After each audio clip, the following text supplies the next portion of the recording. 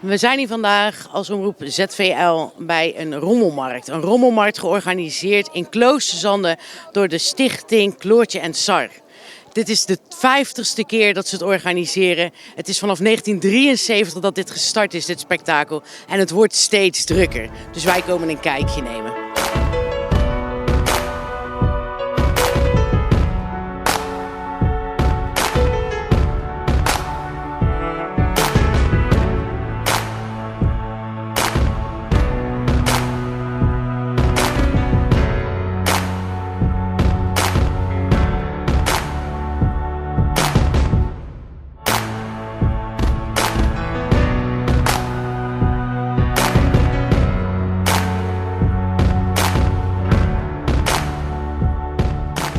Jos de Waal, de vrijwilliger van de Kleinmeubelen. Mag ik vragen, kun je me een beetje uitleggen over die organisatie die hierachter zit? Hierachter zit? Nou, iedere laatste weekend van maart is het dus rommelmarkt. Dus de week daarvoor wordt op het hele dorp met 2 vrachtwagens worden de spulletjes opgehaald.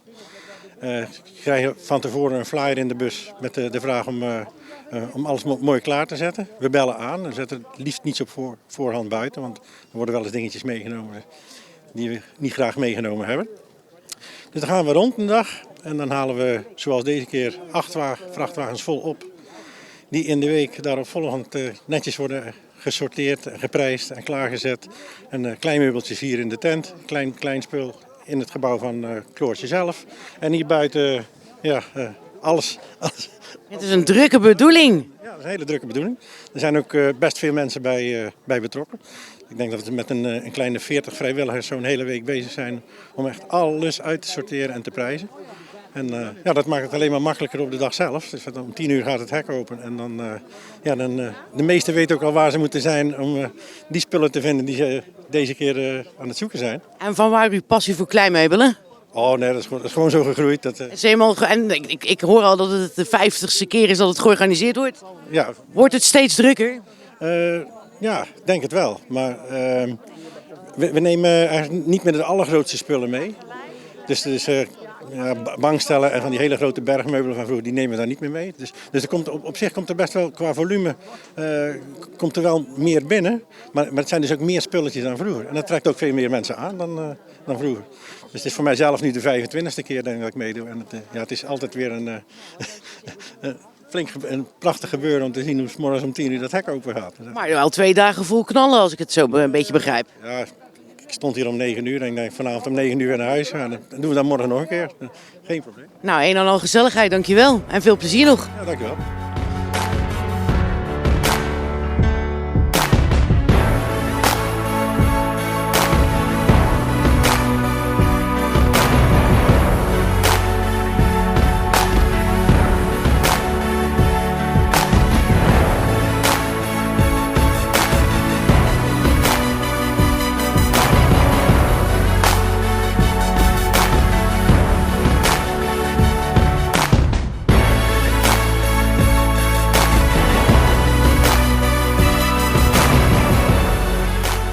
Marian van Kouteren, al 48 jaar lid van Stichting Kloortje. Doe je ook al 48 jaar dit vrijwilligerswerk? Ja, wij mochten toen als klein kind, want we waren nog klein toen, mochten we meehelpen met de kraampjes. En zo alle jaren meegerold tot nu toe. En is er nou een groot verschil met 50 jaar terug? Ja, we zitten in een ander gebouw, dus we kunnen ook meer spullen kwijt die we ophalen. In het begin had je andere mensen, in Turkse afkomst. Nu hebben we weer andere mensen uit andere landen. Dus, Verschillende nationaliteiten dus. En het wordt steeds diverser als ik het goed begrijp. Ja, dat klopt. En koop je zelf ook wel eens wat? Ja, zeker wel. wij stallen het een hele week uit. En dan vrijdagavond mogen de vrijwilligers zelf kopen. Dus wij hebben de eerste keus. Logisch. En hoeveel vrijwilligers zijn er vandaag? Kun je me daar een antwoord op geven? Nou, vandaag zijn er meer vrijwilligers als normaal. Dus er zijn weer een paar nieuwe bij. Dus dat is fijn, jong en ook wat ouderen.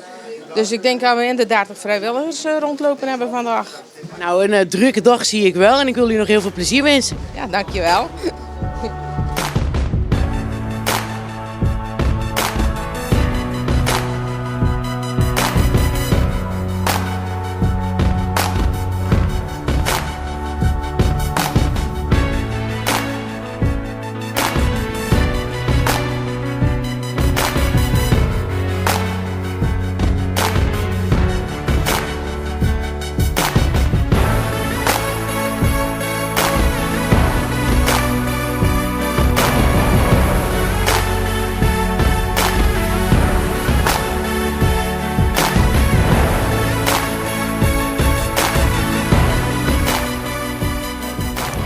Marianne Remory, de secretaris van Stichting Kloortje en Sar.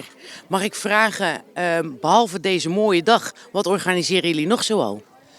Nou, onze clubs, we hebben de Kloortjekant zijn de streetdancers, hebben voor de jeugd, veelal jonge meisjes, hebben we dinsdagavond een hele leuke groep en leuke instructrices. En we hebben een dweilband die dinsdagavond later muziek maakt, leuke muziek, die geregeld optreedt in Hulst en omstreken. En we hebben natuurlijk de tafeltennisvereniging. En ja goed, voor de verder doen we niet zo heel veel dingen. De line dance zit er een paar keer per maand in. En deze inzameling voor al deze spullen, heeft eigenlijk, waar gaat dit geld eigenlijk uiteindelijk naartoe? Dat is een hele goede vraag, want we doen het al heel erg lang. En dit geld dat is ook bedoeld om het gebouw te onderhouden, om te exploiteren, dingen te vervangen. Zodat we met z'n allen gewoon een hele leuke, comfortabele sport- en danshal hebben. En ja, hij staat er inmiddels al bijna 15 jaar. Dus we hebben hem echt hiermee verdiend, zeg maar, als het ware, met de rommelmarkt. Waar eigenlijk heel de gemeente Kloosterzande aan meewerkt, hè? Want die spullen die komen van her en der, toch? Toen ze ooit begonnen zijn met Kloortje, want Kloortje is er ooit mee begonnen, 52 jaar geleden inmiddels. We zijn 2 jaar moeten stoppen vanwege corona helaas. Maar die zijn er mee begonnen en ik ben hem eigenlijk even de vraag kwijt. Eigenlijk dat heel het dorp Kloosterzande eraan meewerkt. Ja, natuurlijk. Dat is super belangrijk ook, want mensen die zijn zo gul en die bewaren al een heel jaar spulletjes. Ook mensen die gaan verhuizen, die gaan ontspullen, die geven spulletjes mee. Of ja, soms dan kom je bij mensen die zijn al wat ouder en die kunnen dan bepaalde hobby's niet meer uitoefenen. En dan hebben ze dat heel mooi en liefdevol ingepakt en dan geven ze het mee van ja, ik kan het nu niet meer doen, maar het is jullie gegund. Dus het is mede dankzij de gulle giften van inwoners van Kloosterzande en omgeving. En we halen de zaterdags halen we het op met 2 vrachtwagens. Want er zijn ook mensen die brengen het dan zelf naar hier. Als ze het vergeten hebben klaar te zetten, dan brengen ze het gedurende de week. We zijn dan hier bezig met uitpakken en alles. Als ik het zo zie, dan gaan jullie er wel een gebouw bij moeten zitten binnenkort. Nou, we hebben een extra tent al, de kleinmeubels. Maar nee, ja, dit is echt wel, we hadden weer als vanouds waren we pas 's avonds klaar met ophalen, de zaterdag. Dus we hebben als vanouds best wel heel veel spullen opgehaald. Het varieert. En komt er steeds meer rommel bij gedurende die 50 jaar dat jullie het georganiseerd hebben? Nou ja, we hadden een iets kleiner gebouw, wat ooit is afgebrand. Maar goed, toen hadden we ook nog wel wat bijgebouwen. Maar ik heb het idee, ja, het varieert per jaar wel, maar dat het grosso modo wel ongeveer gelijk blijft. Ja. Oké, dankjewel. En dan wil ik je nog heel veel plezier wensen vandaag. Ja, dat gaan we zeker doen. Heel veel mensen die jaarlijks terugkomen, heel vaak terugkomen. Dus dat is wel genieten. Dus je herkent weer de bekende gezichten, de vaste klandizie eigenlijk al. Die herkennen we zeker, ja. Nou, veel plezier.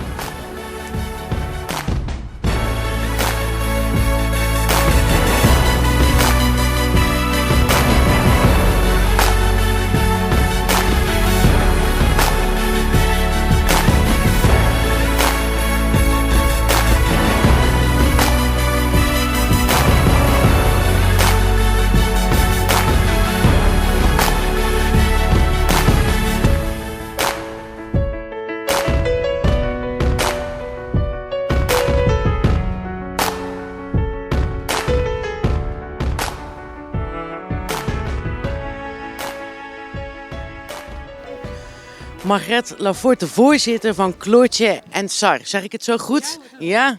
Mag ik vragen hoeveel leden dat uw stichting heeft? We hebben zo'n 70 tot 80 leden bij de tafeltennis en bij de muziekvereniging.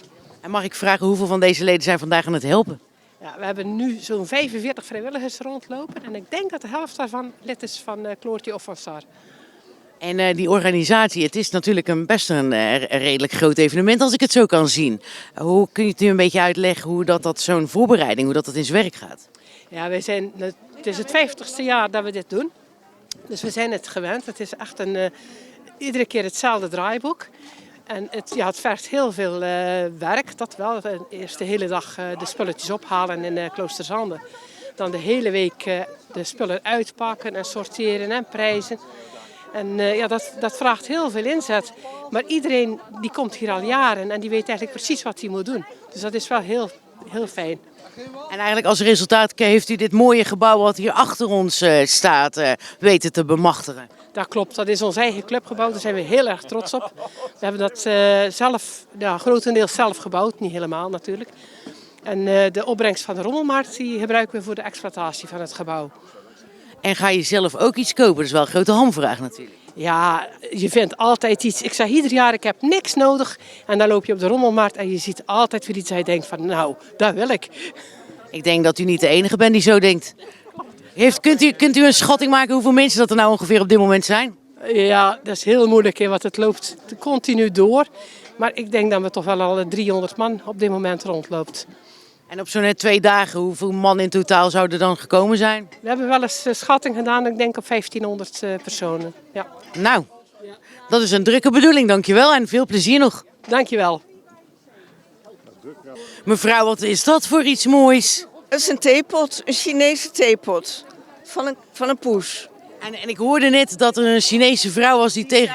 Dit is heel zeldzaam, zei ze, dus moet je meenemen, zei ze. Kijk, en daar kom je eigenlijk voor, toch? Precies. En ik heb al een bruine, dus nu heb ik een verzameling. Kijk, staat hier niet meer alleen die bruine. Precies. Wacht, zou u dan met dit naar Kunst en Kitsch kunnen gaan? Volgend jaar zit ik bij Kunst en Kitsch. Neemt die bruine dan ook mee, hè? Die bruine neem ik ook mee.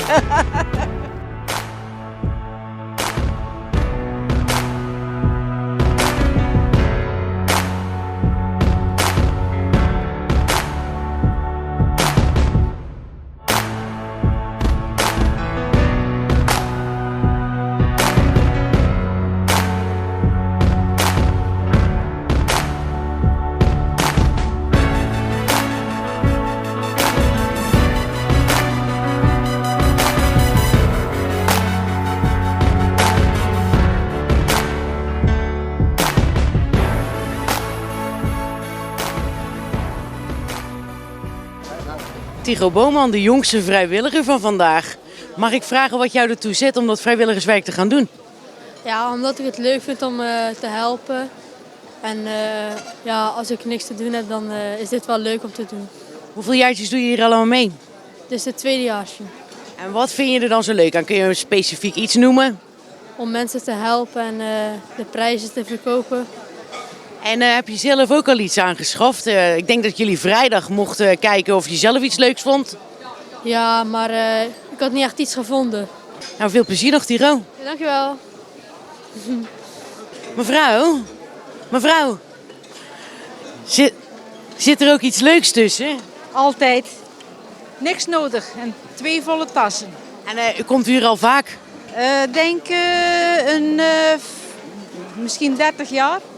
En heeft u ook al van die praaltjes ertussen gevonden? Zeker. Dus eigenlijk een advies van andere mensen, kom gewoon ook een kijkje nemen. En als ik het beu ben, als ik iets koop, dan krijgen ze het volgend jaar weer terug. Kijk, dat is mooi. Kringloop. Heel slim van u, mevrouw. Ja, en gezellig. Veel plezier nog.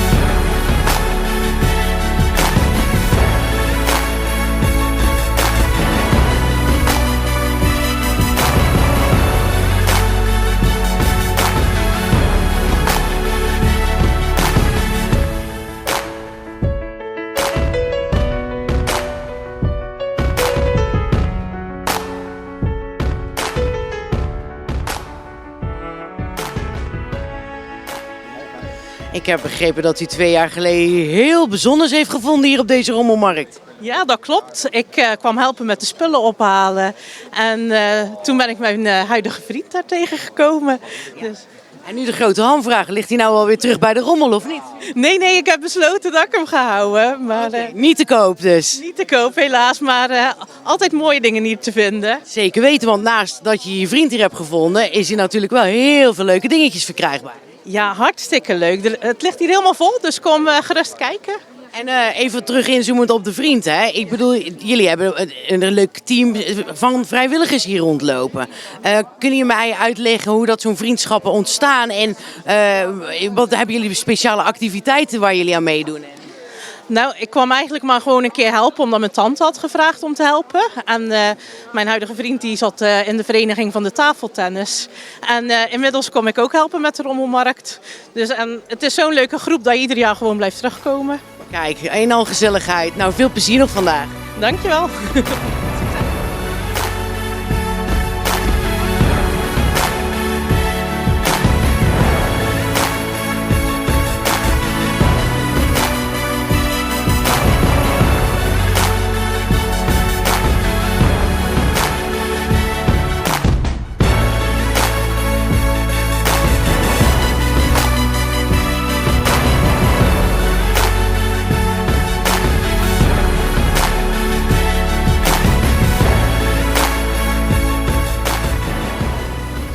Nou, wij als omroep ZVL zijn hier behoorlijk onder de indruk van wat we hier allemaal gezien hebben vandaag.